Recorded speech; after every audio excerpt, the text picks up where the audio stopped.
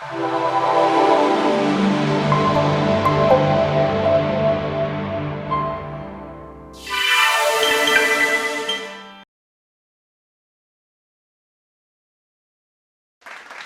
I was a boy, my grandma taught me about Albert Einstein. And ever since,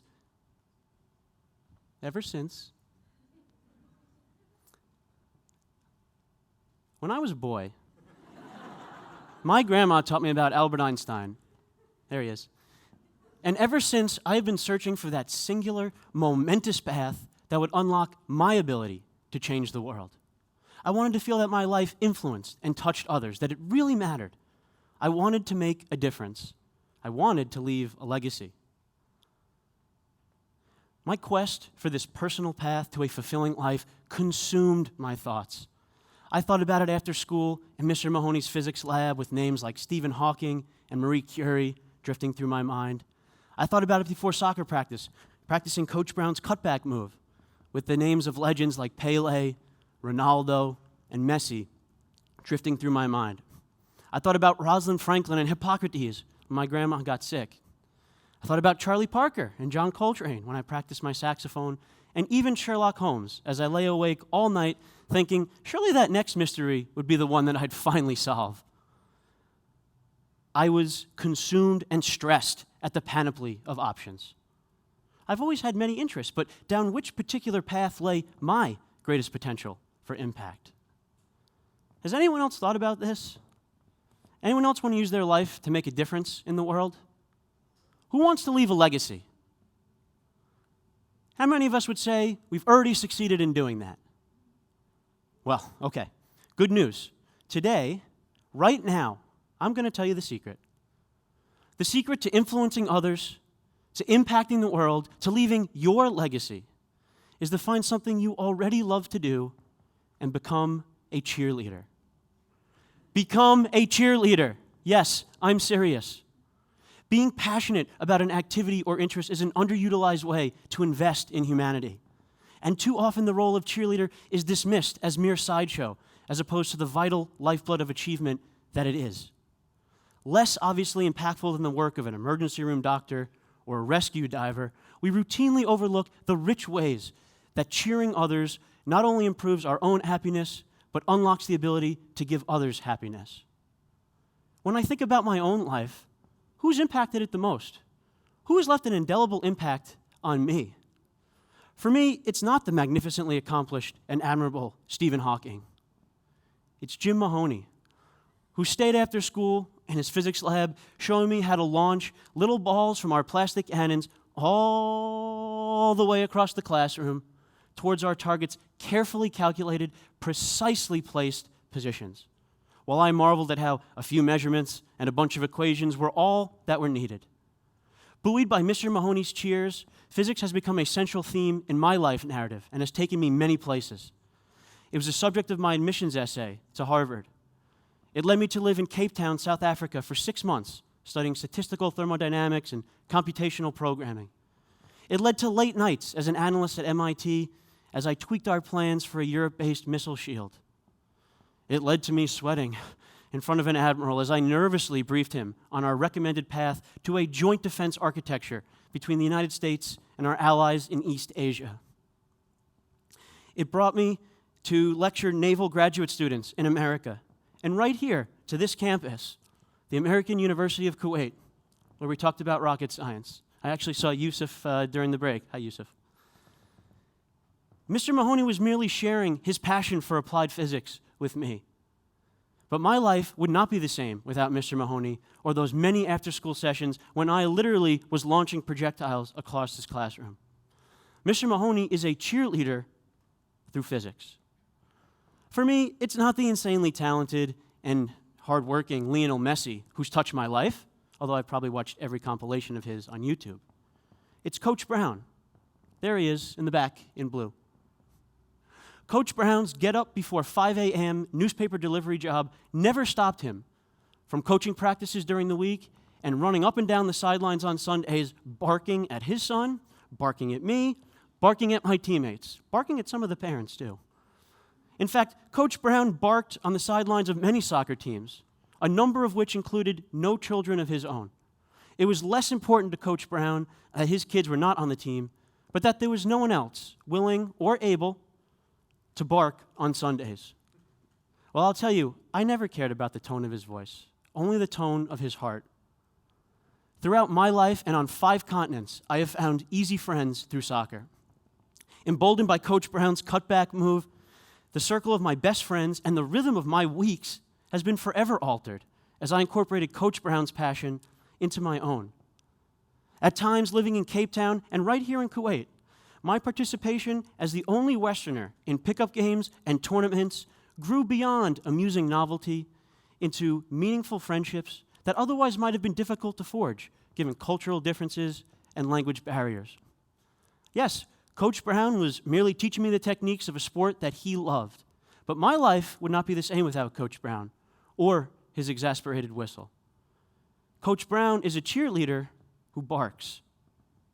Being passionate about an interest or an activity is an underutilized way to contribute to the world. These high-impact people are all around us. When we choose to share our passion, we unlock access to others and the power to share happiness. Typically, all that's needed is a little creativity, and we've been fortunate to get some lessons in that this morning.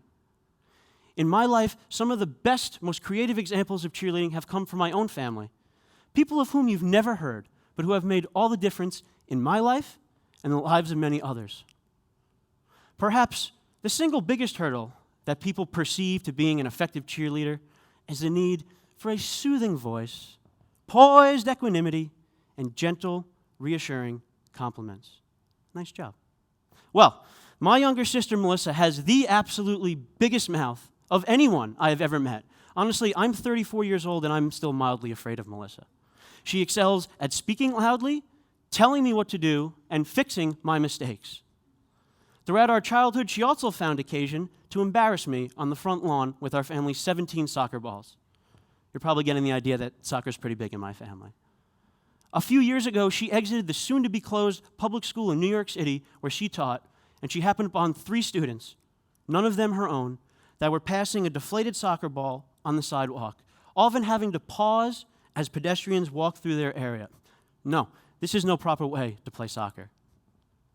6 months later, the school had its first ever soccer team, sporting a roster of children from immigrant families who had few friends, no community of peers, lack of self-identity, no money for equipment, and, dangerously for kids in that neighborhood, nowhere to be after school. Well, it turns out having a big mouth, a plan of attack, and 17 soccer balls are actually all that's needed to be an effective soccer coach. The neighborhood was so dangerous that the students had to walk my sister to her car after practice.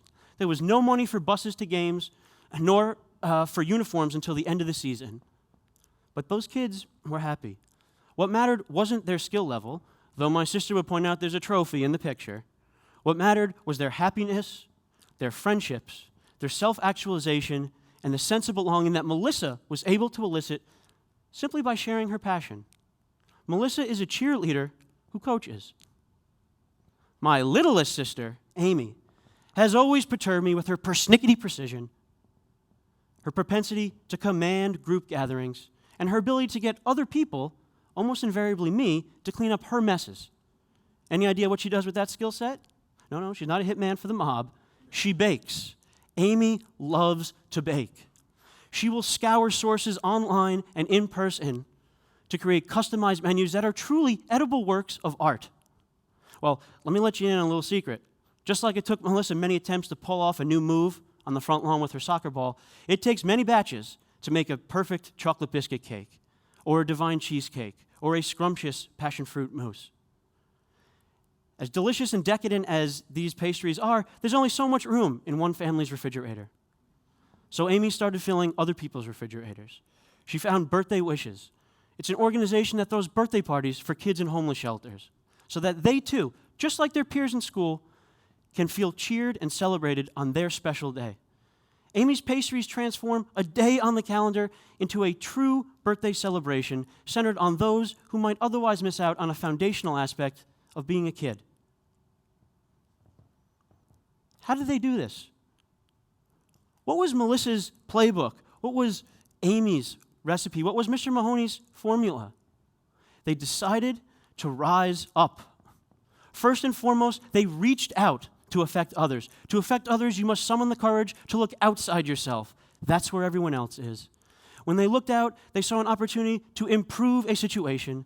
To improve a situation means to make a positive difference. They focused the spotlight on others. To properly cheer, you must make him the hero and her the heroine. In the end, their success lay in energizing others. If you can generate enthusiasm, you will have succeeded. They and you will unlock access to others with your passion. You will also unlock access to a part of your heart that you cannot enjoy by yourself. And it requires surprisingly few resources to rise up. Melissa saw 3 students passing a deflated soccer ball. She reached out by going home, printing flyers, and scotch taping them to the hallways of her school. That's it. Amy pulled out her phone and Googled additional possible destinations for her pastries, for her surplus pastries. She stumbled upon a way to transform and to improve a monthly gathering into a true birthday celebration. My dad reads the paper. He has worked 60-plus hour weeks for 3 decades as a dry cleaner in New York. And he noticed something. As he read about the downturn of the economy at various points over the last 30 years, his business declined a little as times got tough and families lost jobs. My dad saw an opportunity to focus the spotlight on his customers. In fact, regular customer or not, anyone who walks into Concord Cleaners in East Islip, New York, on the precipice of a job interview, gets his or her dry cleaning done for free. There are few activities in one's life that dominate the weekly focus of one's life or are as cumulatively impactful over the course of an entire lifetime as one's job. My dad found a way to turn a niche passion for chemistry into servings of confidence, comfort, and professionalism that he happily doles out to those preparing to change their lives. My dad is a cheerleader who dry cleans. Now, Mr. Mahoney may have taught me about projectiles and explosions, but my mom has always been a fireworks show. In case it's unclear, she's in the middle in this picture. She'd be happy I said that. She throws and innovates creative events that are truly blockbusters. Learn to Salsa Night, Senior Citizen Prom, a day at the carnival built by students, and the list goes on and on and on. A few years ago, the local food pantry was running dangerously low on supplies for the needy. They didn't call the town supervisor, they didn't call the town board, and they didn't call the high school. They called my mom.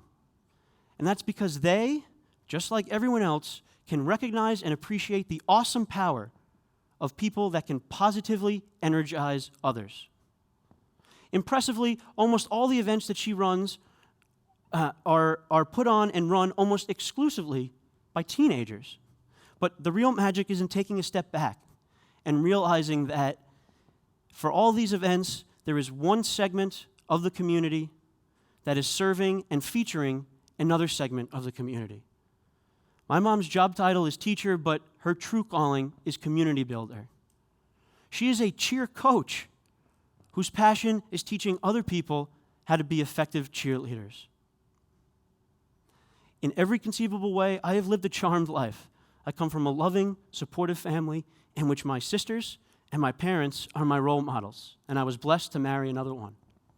Along the way, I've had fantastic cheerleaders, Mr. Mahoney, Coach Brown, and dozens of others that I wish I had the proper amount of time to acknowledge here. The truth I found is that the opportunity to leave your impact lies down every road. It could be physics, it could be baking, it could be event planning, it could be coaching, it could be barking. The potential to impact the world lies down any path. You have access to that path. We are fortunate to be in the same room today with speakers and administrators who can help us on our quest to leave our imprint on the world. Superstars like Duncan Wardle, who teach us about the ingredients of creativity. Inspirations like Enji Ibrahim, who fan the flames of art passion. Her talk's coming up next. Not a good time to go to the bathroom. Don't miss it. One-woman cheer squads like Dana El Issa, who challenged me to get up on stage today and reinforce my confidence when I doubted my message. Armed with creativity, some inspiration, and a little bit of cheering, you have the power to change the world. Everyone is uniquely qualified for a specialty cheerleading role. The trick is just finding out and deciding where to focus your energies. I invite you all, rise up. Now is your chance to make a difference. Go leave your legacy on the world. And when it gets hard, remember, I'll be right here cheering you on. Thank you so much for listening.